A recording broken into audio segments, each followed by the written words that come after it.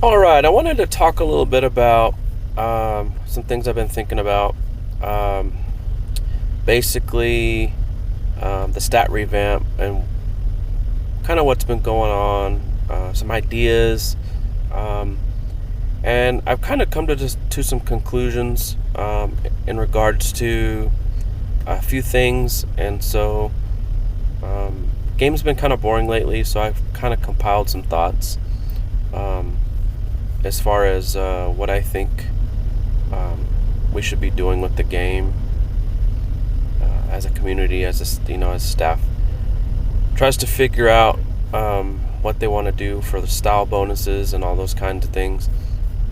Basically, going to do some small part one through whatever I end up doing set of videos. But the purpose of the series of videos is going to be basically building an archetype identities for warrior, ranger, and mage. Create new back-end gameplay additions to do so. The idea behind the back-end gameplay additions is to shape the identities of these. They're going to cater specifically to those archetypes. I think creating new ideas, building new ideas, and adding new ideas is going to be essential to that, rather than continuing with some of the old things we've always seen. Utilize the stat revamp and style bonuses along with the new back-end gameplay additions to help shape things. I think that ultimately I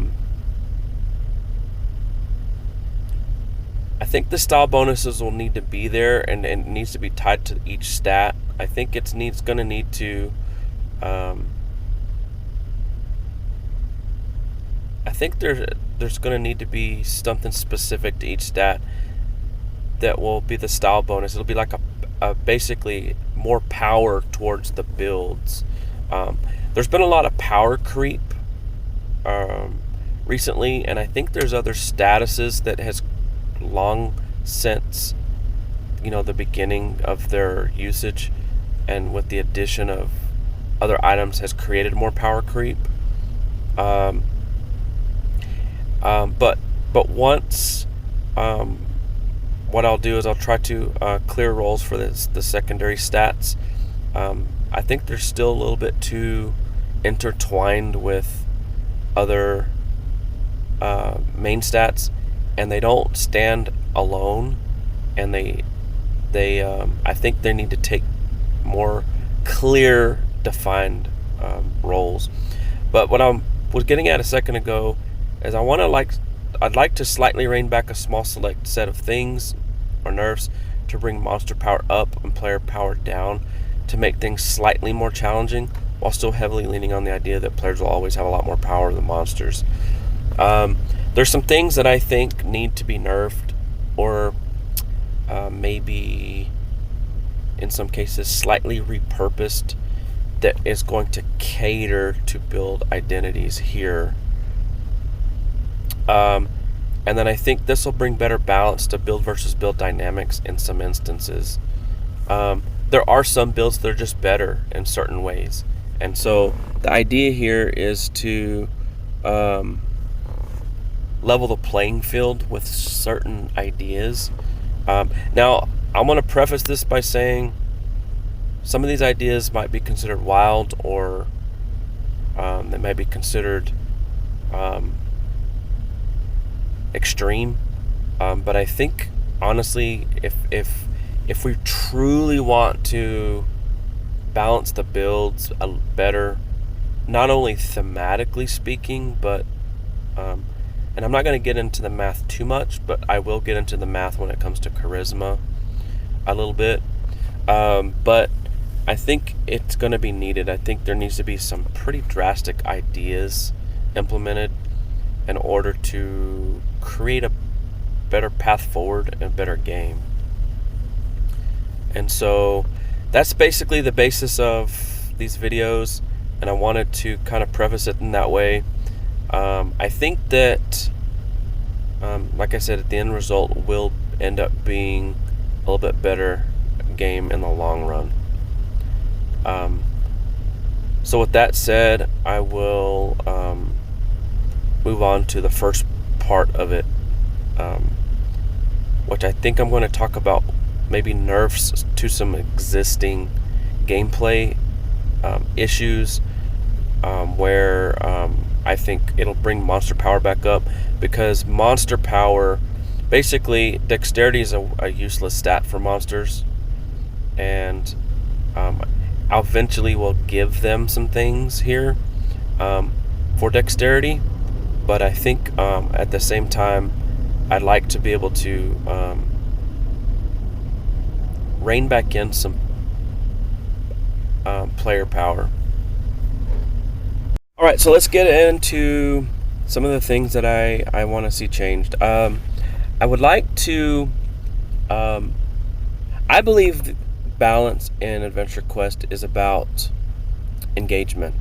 I think that monsters should not be so easy that you just click a button and you win. Okay?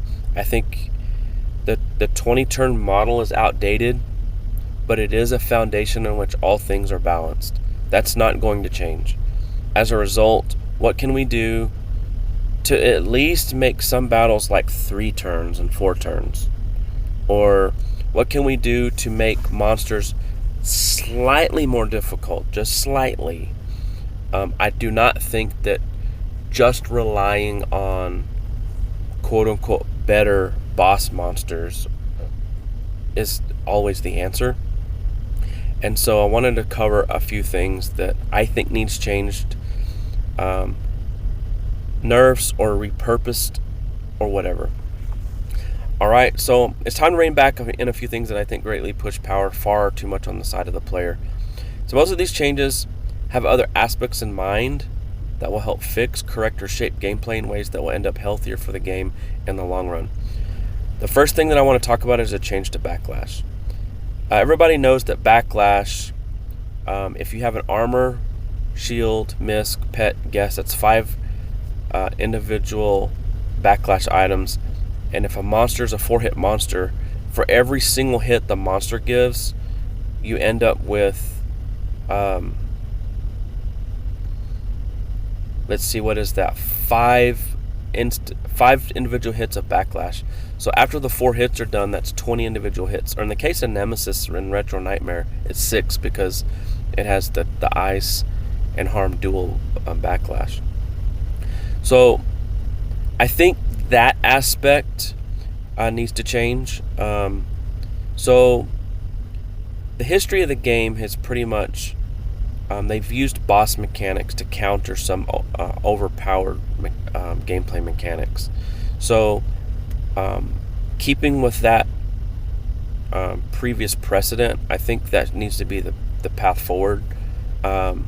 So dodge lash, actually, like if I have a dodge lash misc and the monster hit, I block 4 hits, all 4 of those hits will roll into a single hit and then strike the monster.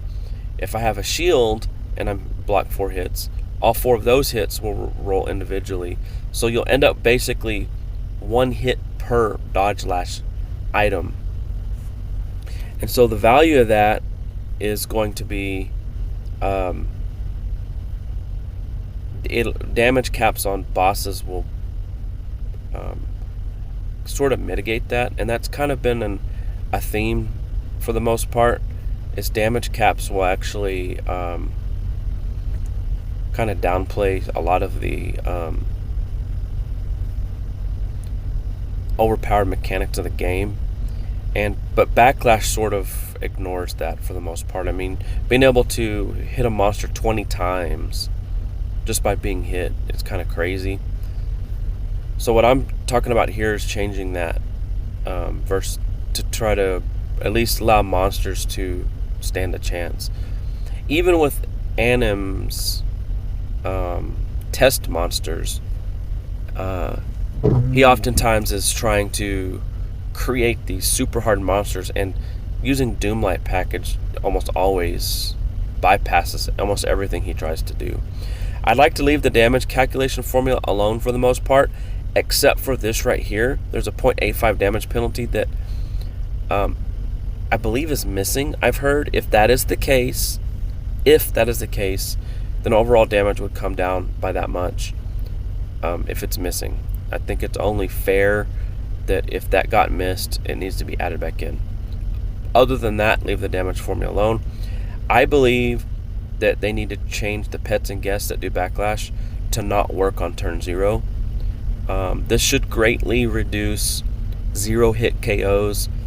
I don't think there should be any playstyle where you want to lose initiative and then you win just because the monster hits you.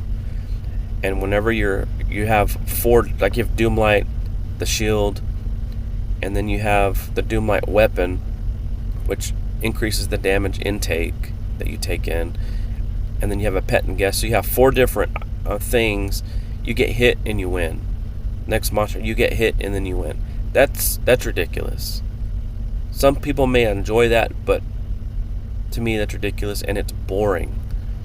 And so, just like the bunnies, just like booster pets, and most every other pet and guest, you need to attack in order to get the benefits of the pet and guest.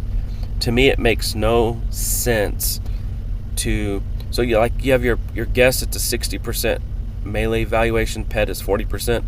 You're getting those valuations and you never even actually clicked attack or casted a spell. That doesn't make any sense to me. So I'd like that to change so that you're not getting those statuses in your status bar until after you attack and they do their animation, and then those numbers would roll in. Now, if the numbers need to change for the backlash they give for whatever reason as a result of this, then change them. You know, if they're not going to work on turn 0, that would probably mean the next turn you'd have probably higher an amount then. But ultimately, I think that needs to change. Also, I am for this idea, moving on to Berserk. I think some statuses need to be repurposed to work better with certain archetypes. And when I refer to archetypes, I'm basically talking about warrior, ranger, and mage. Okay, going forward. And I'm trying to find different ways to make them a bit more equal, but I'm also trying to find different ways to normalize certain things or change certain things that cater to certain builds. Now, for me, when I think of Berserk, I think of a player or monster going into a fit of rage. And so they're utilizing all of their strength and all of their might. They're going berserk. So to me, if I'm casting spells and I'm using magic weapons, I'm probably going to be ill-equipped to use Berserk to my full extent. So I would like to change Berserk in such a way that those who train strength can actually take advantage of it. Because Berserk is essentially a lean change on paper, there is no change to damage unless you BTH boost of some kind. So the first thing that I would like to change is all of the magic spells and attacks are halved. So like if you have a plus 15 or minus 15 BTH at 121% Berserk, for magic spells and attacks, that gets halved. So you would get like a minus 7.5% BTH loss and only half of the, or whatever the math would show, only half of the boost. To me, it makes sense that I'm not using my strength for it. The second thing I would like to see is there be on all Berserk statuses, there be a strength divided by 50 BTH bonus. So at 250 strength, you get 5 BTH. So if a specific Berserk, let's say it's negative 15 BTH at 121% bonus damage. If you train strength, you actually gain 5 BTH on that berserk.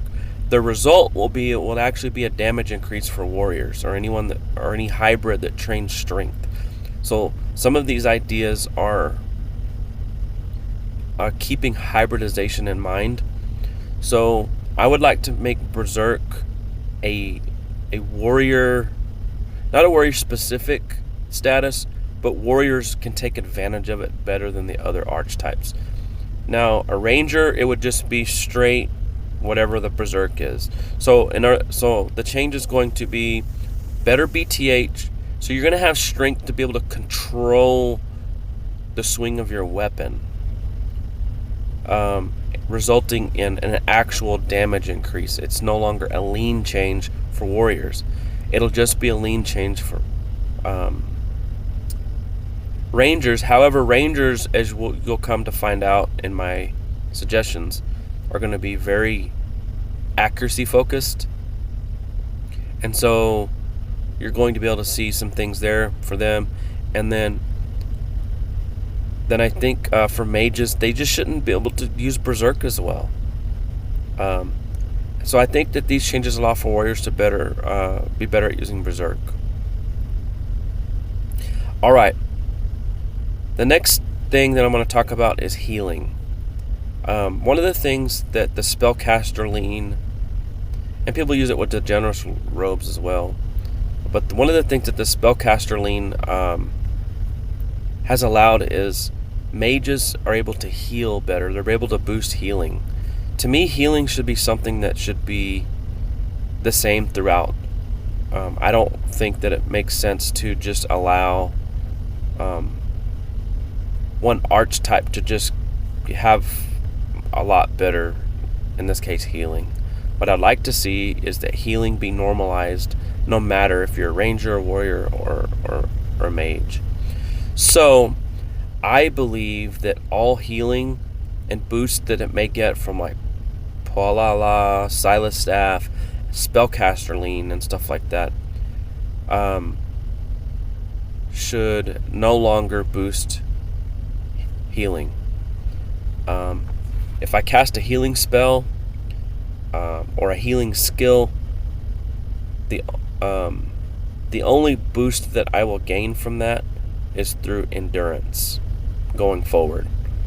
A mage and a ranger and a warrior should all heal each other the exact same amount. I shouldn't be able to hop into a spellcaster lean armor or generalist robes or any future wizard updates or whatever and just automatically get better healing just because of how that works. I would maybe even try and change Berserk's ability to assist with healing as well. But for now, I guess we can leave that alone. But it could be evaluated at a later time. But all in all, I think that healing should be equal throughout. All right, moving on. I think there needs to be a change to standards dealing with stat replacement, and this is a multifaceted idea. What I'd like to do is continue to use charisma weapons, continue to use, like for example, there's a surfboard that uses endurance for lucky strikes. There's a surfboard that uses charisma for lucky strikes. There's the teapot misks that uses endurance for stat damage. I think that design space needs to stay. However, there was never any standard that I'm aware of that governed what may constitute as I'll put it like this. I think there needs to be a standard that if you use another stat in place of something, that there should be an automatic decrease in power right off the top. So basically, all charisma weapons, if charisma is used in place of luck for lucky strikes, if endurance is used in place, if endurance is used for stats on something, there's an automatic 10% hit to its baseline power right off the top, first and foremost. In my opinion, this should allow for charisma weapons to remain because it will allow for like a charisma weapon, or if they wanted to do an endurance weapon, it will never be better than just using something that you get your damage from your main stat. In the case of charisma weapons, I personally... So charisma weapons traditionally have had its BTH split between charisma and dexterity. I would just make it between charisma and highest of main stat, so that way that BTH is still coming from a main stat, and it would also allow for you could actually do like melee based and ranged based charisma weapons. But like I talked about, other odd interactions like how end stats are on the Teapot Misc, and there's a surfboard in base Lucky Strike. Those types of ideas can still be made. So this slightly discouraged odd builds that are more or less off standard assumptions. So like the 0 main stat build, you can still run with it, but these changes will ensure that there's a decrease in your damage. So you're going to have to know that going in. Now, the next thing I want to talk about is a change to booster pets. I view booster pets as another form of stat replacement. So basically, your pet in your guest slot, your guest slot for sure is assumed you're getting all of that stat damage and everything from charisma. But yet we're replacing that slot that utilizes charisma, and we're boosting player damage, which is coming from main stat. So to me, it's another form of stat replacement. So right off the top, I think that they should get a 10% nerf due to the new standard that's being made. In current numbers, booster pets and guests outperform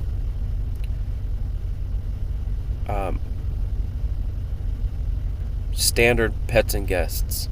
I don't think that should be the case. The ability to boost player damage is off the charts. You have Ellie Empowers, and you have Ellie Vulns, and you have just like a Misc that boosts your player damage. You have skills that are Ellie locked and therefore Ellie comped. And so you have all these different boosts that can happen. Then you throw on top the booster pet and guest, and then now you're killing monsters in 1 or 2 rounds. And I kind of think that creates boring gameplay. It might help you farm, but we all know that farming is going to be less in the future due to the changes of the gold donation. So going forward, booster pets, I think, should be considered another form of stat replacement. I also think as a result that they should only scale based on main stat, 100%. However, charisma's role will be tied to their style bonus and reducing upkeeps. So for non-charisma players, they'll get full damage, but they're going to have to pay full upkeeps. And then if you have charisma, you'll get full damage, but at a reduced upkeep. And then that's where charisma will come into play. So if a summons an MP guest is 60% melee, and I'll get to this in a second when we cover charisma in a later video, an SP guest is 45% melee, which is what I think the number should be. But these are replacing charisma to boost the damage of your main stats. We also need to conform to player damage standards, not pet and guest damage standards. These need to be uniquely made, which is why I said they should only be scaled there. So a healthy compromise here is to make these deal plus 45% damage baseline for SP. Actually, I think I may have messed that up. I think it's going to be 40.5. Yeah, is what I put here. So that's going to be your 10% damage reduction, and then 54%. So you're taking 6% off. So that way that they're not better than just using a pet and guest. The upkeeps will be 282 MP, which is 54% melee, and 159 SP without charisma, and then with 250 charisma that drops to 141 and 80 SP per turn. And then magic attacks no longer get the 4/3 boost from them, and spells no longer get the half boost. You're paying MP to get your boosts, so I think it should just be normal boosts. If you cast a spell, you cast a spell. If you attack, you attack. And then this right here should help with magic weapon-based attacks, but it also promotes spell casting by getting rid of the half boost. You're paying the upkeep for the damage boost. Boosters are not meant to outperform regular pets and guests, which is what I talked about. But due to the nature of the ease to boost player damage compared to pet guest damage, and the fact that these are essentially replacing charisma with main stat, they take on special considerations, or in other words, a penalty due to the new standard here. The overall result will be a nerf, especially if you don't have charisma. I think these should be used, but these shouldn't be used without a hefty penalty. I feel like these 1 and 2 turn battles may now need to be maybe 3 turns or 4 turns, which I think is completely fine. We just have to understand that monsters have nothing going for them. So I think we need to make sure that players aren't just winning just because they hit start battle, which I think a lot of times, I mean, some of the things that we're stacking nowadays are so crazy, in my opinion, that monsters have zero chance. Even with these changes, they're not going to have a chance. I just think that we need to be reining some of these things back in. But that's my list of nerfs to some initial gameplay interactions that I think needs to happen. And so that's it for this video. I will then lead into another part that's going to talk about maybe some other aspects that I think need to happen regarding some back end and new gameplay additions that'll help shape the builds going forward.